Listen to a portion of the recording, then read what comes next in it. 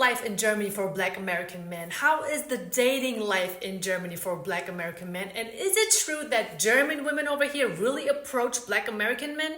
I know you got questions and I will deliver the answers. I just went live on Instagram with Ivan. He lives here in Germany for 9 years now, but without saying too much, I hope you enjoyed this live that I had. I will post it on YouTube right now. And let me know what you think in the comments section. Thank you so much for watching. Okay. We got Ivan here, everybody. Thank you all so much for joining today's live. You cannot imagine, Ivan, how many people I had in my DM saying, "Who is this man that you're going to be talking to?" You just gassing me up, that's all. Right. Do you mind? Would you like to introduce yourself to the audience? Like, who are you? Where are you from? What are you doing here in Germany? And where can people find your platform? Yeah, I can do that. Well, I'm Ivan. On Instagram, I'm Ivan__Quattro. Like, I've been in Germany. I'm originally from the state of North Carolina. Don't run. I know a lot of y'all got experiences with people from North Carolina, but we ain't all the same. I like to say the earth is my turf, to be honest with you, because I don't live everywhere from North Carolina, South Carolina, Missouri, DC, you name it. Middle East, Germany. Matter of fact, it's like my 9th year. How is Germany? What's the difference living in America and living in Germany? And I think you would be able to answer this question the best because you've been living here for 9 years. And tell the audience, what is the biggest difference between America and Germany? That's a tough one because it's a whole lot of differences. And I think that there's pros and cons to everything. Like, just starting off, it ain't really no cons to this, but the tax write-off. Like, I don't have to pay American taxes, German tax, which, you know, that Stoya can be what, 49% sometimes. So that's a huge one right there. Then you got the weather. I mean, I don't know how everybody else feel about it, but for me, the wintertime get depression. I get that seasonal affective disorder and start booking flights down south. But being in Germany, I mean, it's a great launching pad for you to get different places because Frankfurt go everywhere from Dubai, Qatar, you name it, you can get there. So that's the beauty of living in Germany or in Europe, period, is you have the opportunity to travel. But then I say the predictability of things. Like in the States, you know, when you land, it's like, go, you got to get it out the mud. You really don't know what can happen. And in Germany, it's a lot more predictability because the people follow the rules. I mean, so much so you go to the crosswalk at the stoplight, and they got to wait for it to turn green and wait for somebody to tell them you can go ahead and cross. So I definitely have noticed that predictability, and it does make it safer. But the drawback to that is it's a little bit boring sometimes. Because one time, I ain't gonna lie, my sister, she visited me probably about a month or two ago. We on the little, you know, them little motors, scooters or whatever. We was on the little scooters going to the soccer game, and the lady got the yelling like, "No, you got to get off, get off, get off." I'm like, come on, man. It's a million people out here drunk. We just rode the little scooter to the stadium. So it just be a little bit too much rule following for me. You know, I'm a rebellious individual anyway, being American. So it's pros and cons got the women too. I don't know how much we can talk about that because I know you married and everything, but the women part is. We're gonna get into all of that. I mean, of course, I am married. Yeah, I am married, obviously, of course. But you know, I don't think there's anything wrong with having a certain conversation. You know, as long as it doesn't cross a certain line. So, of course, especially my audience, and this is the reason why I'm doing it. They want to know, how are the ladies here? How do they respond to you? Do they even approach you? Because that is something that I talk about sometimes because I have seen it, I have witnessed it, and let the people know, is it true? How are women here? I'm gonna say this. If you ain't in Germany, you ain't been to Germany, everything you done heard is true. Because I tell you like this, prior to COVID, back when I was in Germany in like 2010, 2000 to 2013, it was this thing called tag.com. It's kind of like MySpace for those that ain't familiar with it. Man, you meet somebody on there, first message, they talking about you got Yahoo Messenger. First message in Yahoo Messenger, what's the address? And I'm talking about they come. No. Just like that, I swear to God. And even back then, like you could go to the club and pick up anything. They had the OC in Mannheim. You had Infinity in Heidelberg. You had Black Sounds up here in Landstuhl. I don't want to talk too much, but like you could go to the club and it'd be about 2 or 3 of them. You got somebody from my homegirl? And if you say no, then all 3 of them going with you. So that's a true story. Yeah. Then I ain't gonna lie. When I came, matter of fact, I don't like. Can I cuss on your channel? Go ahead, but not too much. Now. Not too much. Okay, well, I won't tell that story because that's a little vulgar. But yeah, they go crazy out here in Germany for you. Like, they'll do anything for you. But one thing I say is different about the women out here than in the States is sex ain't really taboo like it is. It ain't really taboo here like it is in the States. So a German will come up to you, or I won't even say German, but a European might come up to you and be like, is this going to be a relationship or is this just for fun? I remember my ex-wife asked me at the first night I met her, I was shocked. I'm like, I got an option? I can really be honest with you? And my dumb ass chose the relationship. But yeah, like you have that. Well, it didn't work out. Okay, yeah. I mean, you didn't know at that time when you said relationship, so how could you know? Exactly. But where I was watching one of your videos where you was like, you sit down at the table and you already know your husband wants some pepper or wants something to drink. Man, when I tell you Shawty was on it, she was on that type stuff. Like, I needed my hair done, boom, come on, let me do your hair right quick. But I won't like realizing, okay, boom, that's your love language. I need to receive it like that. Because I'm more like a physical touch. Right. Once you cut that part off, I feel like you don't even love me no more. Right. And, true, very.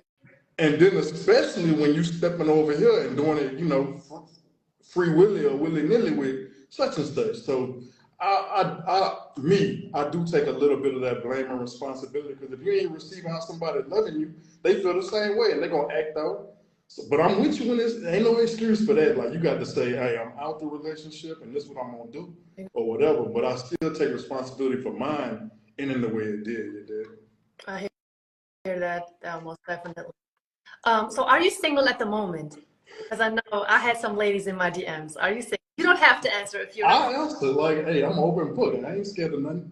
I'll say this. I say that I'm actively seeking a long-term relationship with a trustworthy individual, a woman that's in her femininity, somebody that's loyal, you know what I'm saying, that is willing to give me physical touch, just like I'm willing to provide and protect for her.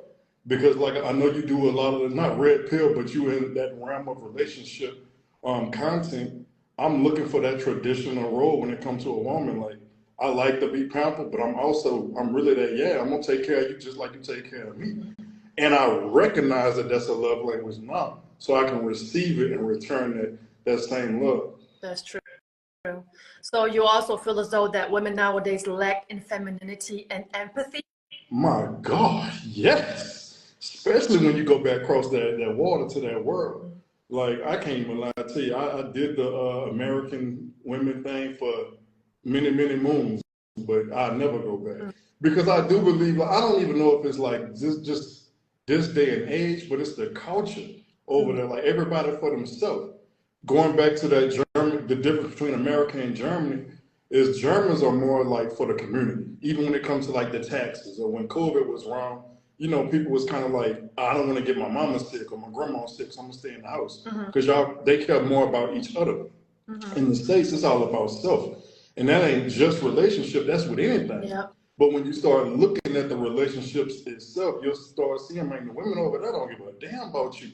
They trying to get it out the mud, get rich, take whatever they can from you. Or they are a businesswoman or very much professional, and they really ain't trying to get into that feminine role or in that traditional sense. You know? That is true, because I do believe they identify with their role at the job as a boss way too much. You know, they're not leaving that at the door when they're home. No, they bring it home to you, and then they're trying to be your boss and boss you around. Very much. I ain't gonna lie, I don't want to air too much of my family business out, but I just had that conversation with a very close family member of mine. She a multi-millionaire, got several businesses, do a lot of different things. And I'm like, man, like, this boss mentality or this role that you putting on just ain't helping you in finding a man. And I'm telling you, as a man, like, this is what it is. This is how you coming off.